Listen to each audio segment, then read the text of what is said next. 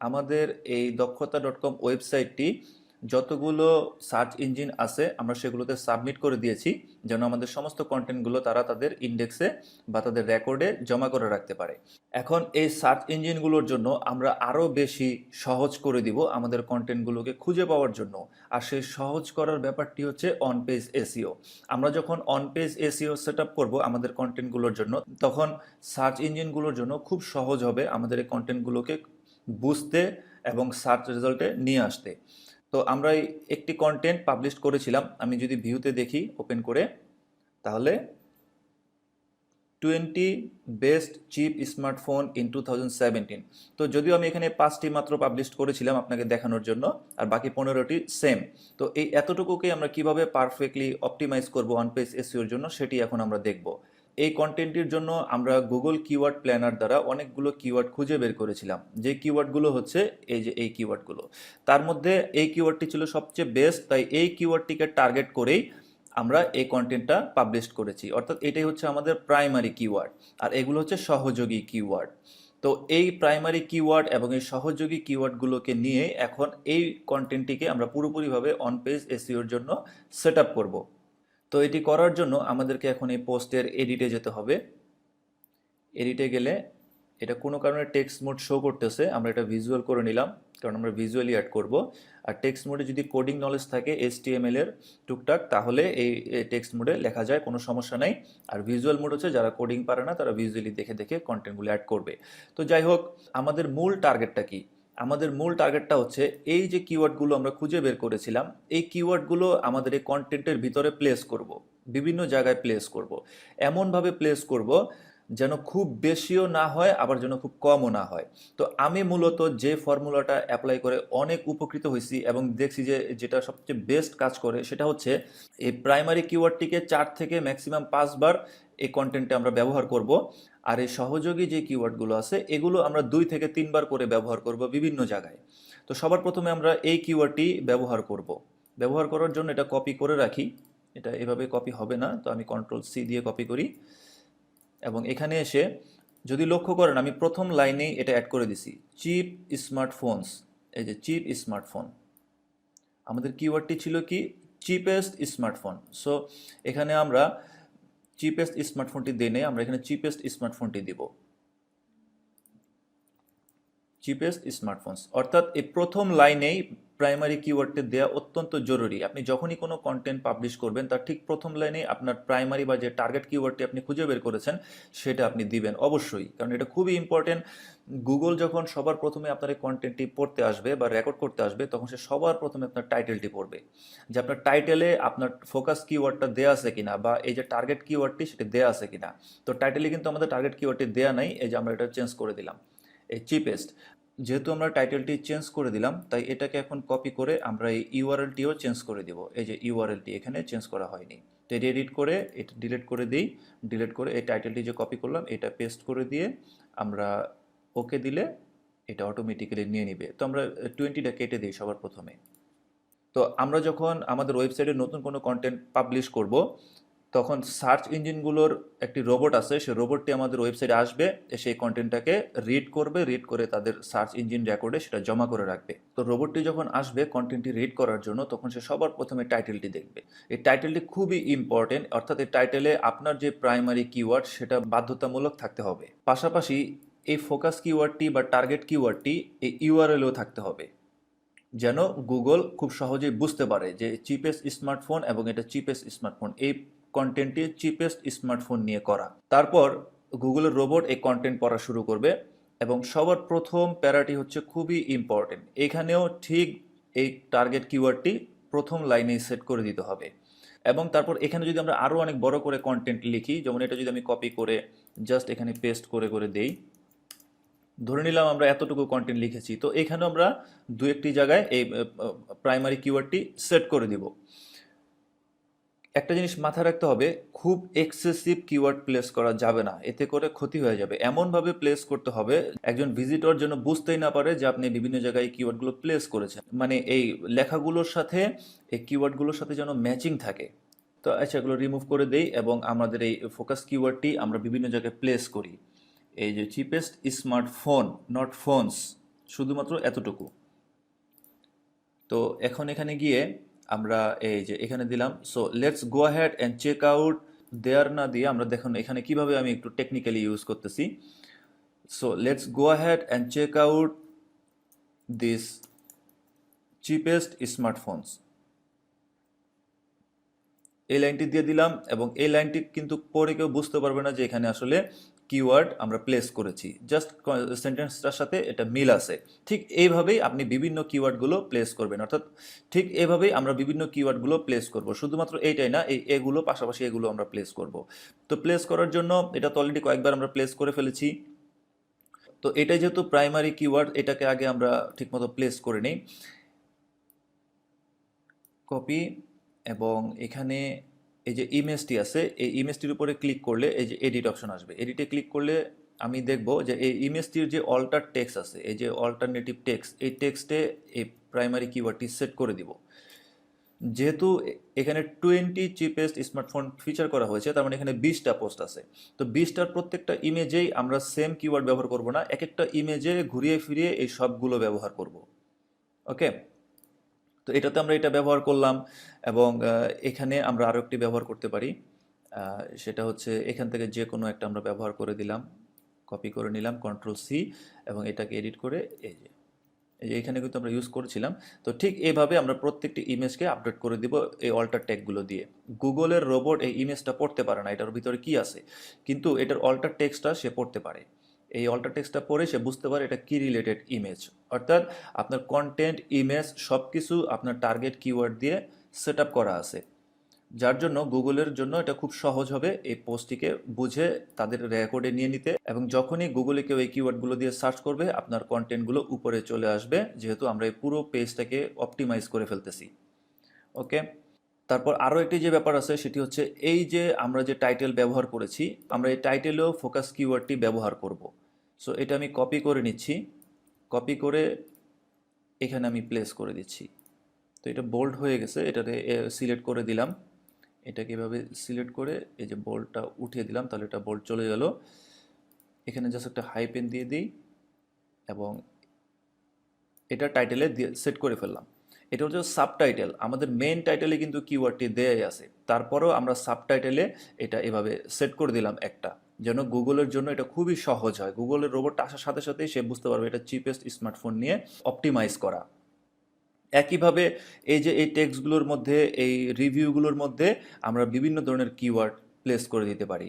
যেমন আমি যদি এখানে প্লেস করতে চাই, if you are looking for a cheap and best mobile, এই যে দেখুন চিপ অ্যান্ড বেস্ট মোবাইল, এই কিওয়ার্ডটি কিন্তু অলরেডি আমাদের আছে, চিপ অ্যান্ড বেস্ট মোবাইল। আমি কিন্তু এটা আগেই যখন লিখেছিলাম তখন এটা প্লেস করে দিয়েছি, এই কিওয়ার্ডটি, রিলেটেড কিওয়ার্ডটি এখানে প্লেস করে দিয়েছি, এবং ঠিক একইভাবে এখানেও আমরা কিন্তু এগুলো প্লেস করে দিতে পারি। তো প্রত্যেকটা ডেসক্রিপশনে যে প্লেস করতে হবে ব্যাপারটা তা না, আপনি যেখানে যেখানে সুবিধা এবং সেন্টেন্সের সাথে মিল রেখে এই কিওয়ার্ডগুলোকে প্লেস করে দিতে হবে পুরো এই আর্টিকেল জুড়ে।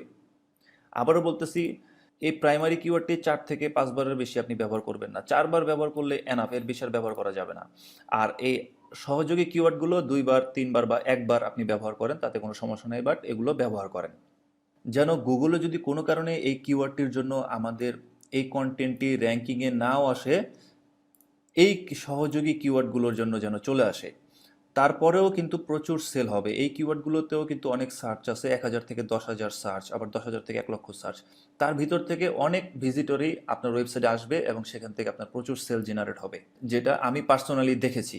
তো এইভাবেই এই আমাদের চুজ করা কিওয়ার্ডগুলো এই কন্টেন্টের ভিতরে প্লেস করব, এবং পাশাপাশি এই টাইটেলের, এই সাবটাইটেলের মধ্যেও আমরা এই ধরনের কিওয়ার্ডগুলো আমরা দিয়ে দিব। বেস্ট চিপ স্মার্টফোন, এটা কপি করে নিলাম, এখানেও দিয়ে দিলাম। এটা কিন্তু কোনো সমস্যা নাই, ZTE Exon 7 best chip smartphone, এটা কিন্তু একজন ভিজিটর সে কখনোই বুঝতে পারবে না যে এটা আপনি এটার জন্য অপটিমাইজ করছেন। এটা সে নর্মালি সেটা পড়বে, পড়ে সে বুঝতে পারবে যে ও এটাও একটা best chip smartphone, that's it, কিন্তু আপনি এটা গুগলের জন্য অপটিমাইজ করে নিলেন। তো যাই হোক, এই ইয়োস্ট এসইও প্লাগইনটি ইনস্টল এবং অ্যাক্টিভেট করে ফেললে এই যে এই পোস্ট এডিটরের নিচে এরকম একটি অপশন শো করবে, এই যে যেখানে আমরা আরও কিছু জিনিস দেখতে পাবো। তো এই যে ফোকাস কিওয়ার্ডটি আমাদেরকে এখানে প্লেস করতে হবে। ফোকাস কিওয়ার্ড হচ্ছে আমাদের এটা, কপি করে নিলাম, এই প্লাগইনটির মূল ফিচারই হচ্ছে এইখানে আপনি প্রত্যেকটি পোস্টের জন্য বা প্রত্যেকটি পেজে গেলেও দেখবেন এই অপশনটি দেখতে পাবেন। আমরা আমাদের এই পোস্টের জন্য আমাদের ফোকাস কিওয়ার্ড দিয়ে দিলাম, এটা হচ্ছে আমাদের এই পোস্টের জন্য ফোকাস কিওয়ার্ড। এবং টাইটেল চাইলে আমরা এখান থেকে টাইটেলটা চেঞ্জ করে দিতে পারি। উপরে যে টাইটেলটি আমরা ব্যবহার করেছি, এই যে এখানে এই টাইটেলটি ডিফল্ট এখানে চলে আসছে। এবং গুগলে এই আর্টিকেলটি কিভাবে শো করবে বা এই রিভিউটি কিভাবে শো করবে সেটা একটা প্রিভিউ এখানে দেখাচ্ছে। এই যে এটা হচ্ছে শো করবে এভাবে, আর ইউআরএলটি শো করবে এই যে এভাবে। এবং পাশাপাশি প্রথম 2 লাইন এখানে অটোমেটিক্যালি নিয়ে আসবে। আমি যদি এটা চেঞ্জ করতে চাই, এটাকে বলা হয় মেটা ডেসক্রিপশন। টাইটেল, ইউআরএল, মেটা ডেসক্রিপশন। এই মেটা ডেসক্রিপশনেও আমাদের ফোকাস কিওয়ার্ডটি থাকতে হবে। টাইটেলও আছে, ইউআরএলও আছে এবং এই মেটা ডেসক্রিপশনও আছে, অর্থাৎ পুরোপুরিভাবে অপটিমাইজ।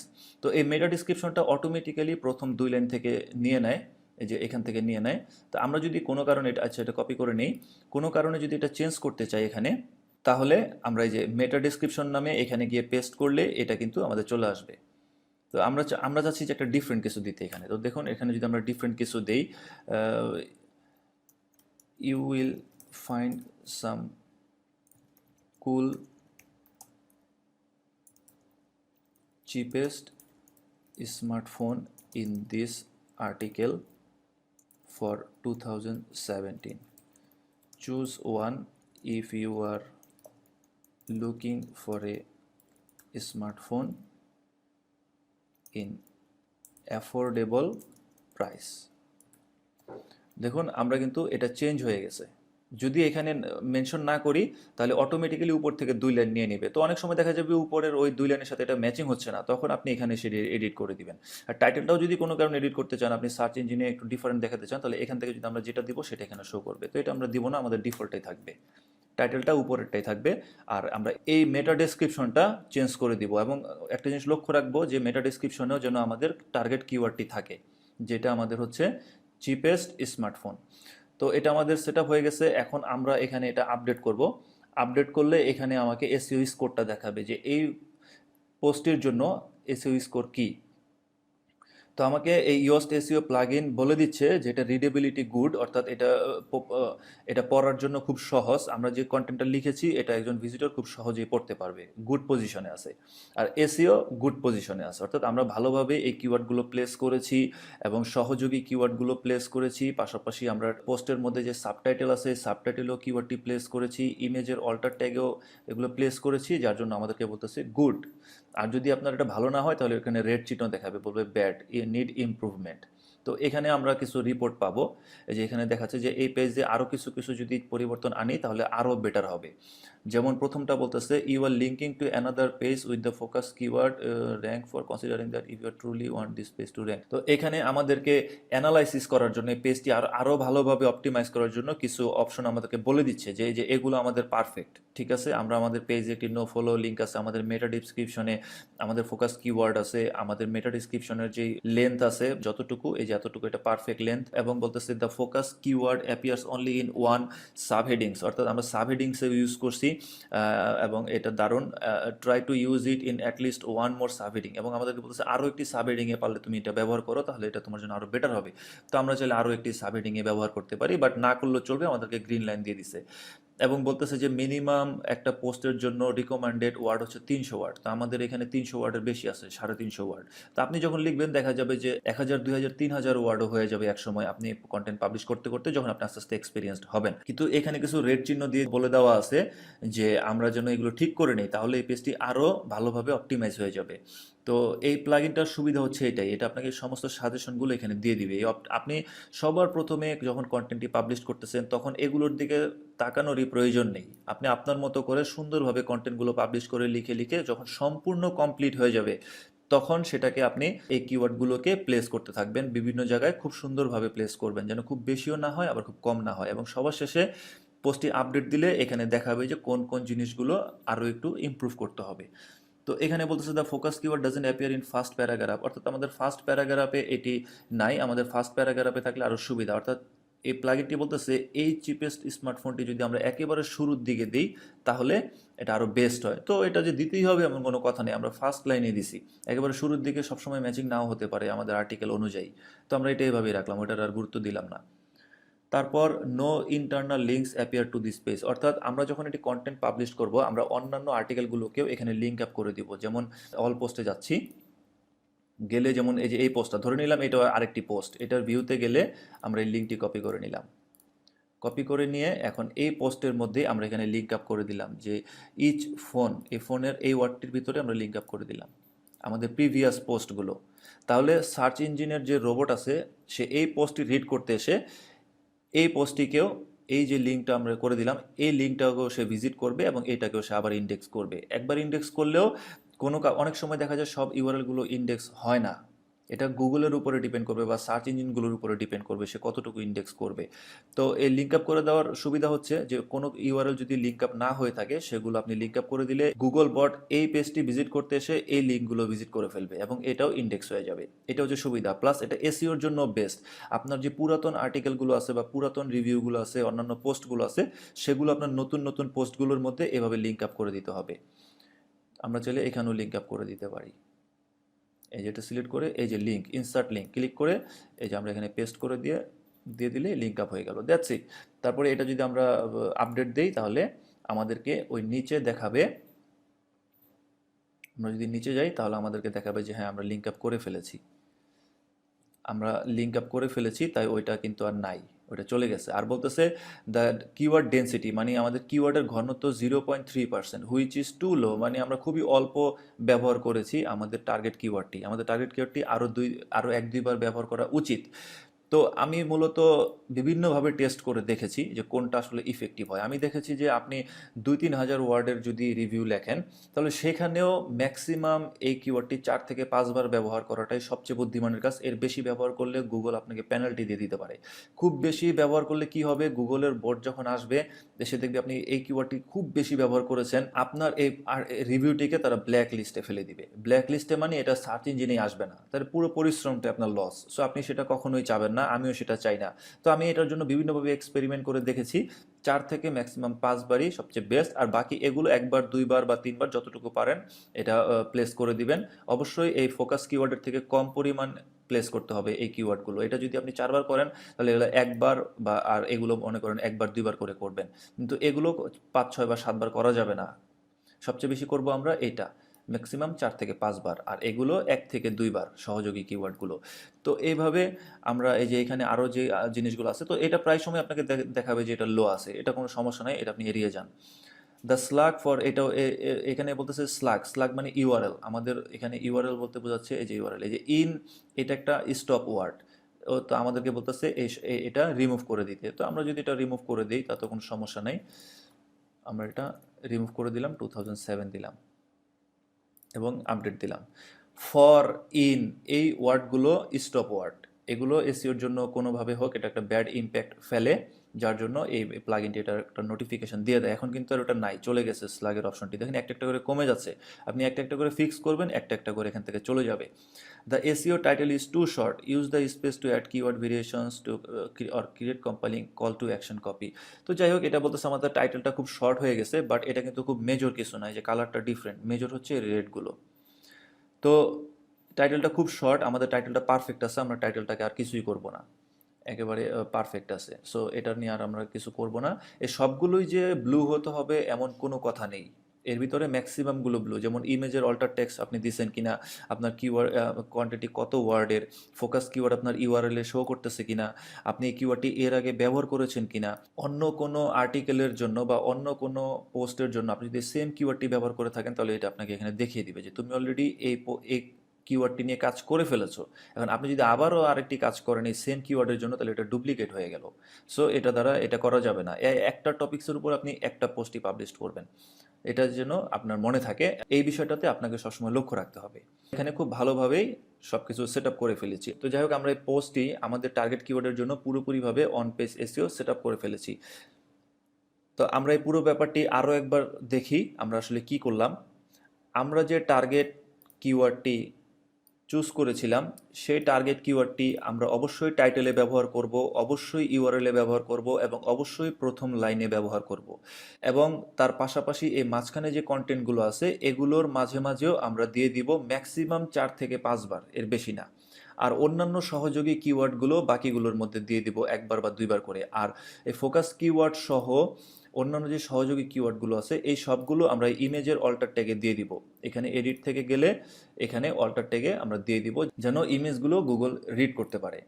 তো এটা করে দেওয়ার পরে আমরা অবশ্যই এখানে ফোকাস কিওয়ার্ডটি প্লেস করব। এই এসইও প্লাগইনটি ইনস্টল করার মূল কারণটি হচ্ছে এই অপশনগুলো সেট করা। এই ফোকাস কিওয়ার্ড আমরা ফোকাস কিওয়ার্ডটি দিব এবং এই যে আমাদের যে মেটা ডেসক্রিপশন, এই মেটা ডেসক্রিপশনটা আমরা সুন্দর করে একটা ক্যাচি মেটা ডেসক্রিপশন দিব যেন গুগলে যখন একজন মানুষ সার্চ করতেছে সে এই জিনিসটা দেখবে। তো প্রথমেই সে টাইটেলের দিকে তাকায়, যখনই কেউ গুগলে সার্চ করে সবাই প্রথমে টাইটেলটার দিকে তাকায়, চিপেস্ট স্মার্টফোনস ইন 2017, এবং এই সেম কন্টেন্টটা হয়তো অন্যান্য ওয়েবসাইটেও পাবলিশ করা আছে, 2 থেকে 3টা ওয়েবসাইটের লিঙ্ক হয়তো চলে আসতে পারে। তো এই জন্য আপনাকে সবসময় এই মেটা ডিসক্রিপশনটাও ক্যাচি একটা মেটা ডিসক্রিপশন দিতে হবে যে ভিজিটর কি খুঁজতেছে, মানুষ কি খুঁজতেছে সেটা রিলেটেড এখানে একটু ডিসক্রিপশন দিতে হবে যেন এইটার পাশাপাশি ভিজিটররা কিন্তু এটাও পড়ে যারা গুগলে সার্চ করে।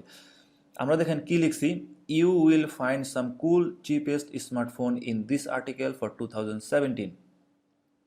অর্থাৎ আপনি এই আর্টিকেলে চিপেস্ট স্মার্টফোনগুলো পাবেন 2017তে যেগুলো সবচেয়ে বেস্ট, এবং choose one if you are looking for a smartphone in affordable price. একটি পছন্দ করে নিন আপনি যদি কোনো কম রেটের মধ্যে স্মার্টফোন খুঁজে থাকেন। পুরো টাইটেলের সাথে এই ডেসক্রিপশনটা সম্পূর্ণ ম্যাচিং করে দিছি যেন ভিজিটর যেটা খুঁজতেছে সেটা ইমিডিয়েটলি এটা বুঝতে পারে যেটা রিলেটেড এবং এটাতে ক্লিক করে এই ওয়েবসাইটে আসলেই এখানে তখন সেই বাটনগুলোতে ক্লিক করে আমাজন থেকে এই প্রোডাক্টগুলো কিনে নেবে এবং আপনার অ্যাকাউন্টে অ্যাফিলিয়েট কমিশন জমা হতে থাকবে। এইটাই হচ্ছে সম্পূর্ণ অন পেজ এসইও। আমরা আমাদের ওয়েবসাইটটিকে ওয়েবমাস্টার টুলে সাবমিট করেছি, সার্চ কনজোলে আমাদের ওয়েবসাইটটিকে কানেক্ট করেছি, এবং এখন এগুলো আমাদেরকে একবারই করতে হবে। ওয়েবমাস্টার টুল এবং সার্চ কনজোল এই অপশনগুলো সেট আপ আমাদেরকে একবারই করতে হবে, এগুলো বারবার করার দরকার নাই। আমরা একবার করে ফেলছি, এটা আর করার দরকার নাই। এখন যখনই আমরা নতুন কোনো আর্টিকেল পাবলিশ করব তখন প্রতিবার আমরা আমাদের চুজ করা কিওয়ার্ডগুলো নিয়ে ঠিক এই পোস্টে আমরা যেভাবে অপটিমাইজ করলাম সেভাবেই অপটিমাইজ করব, এবং আপনিও সেটা অপটিমাইজ করবেন আপনার কন্টেন্টের জন্য।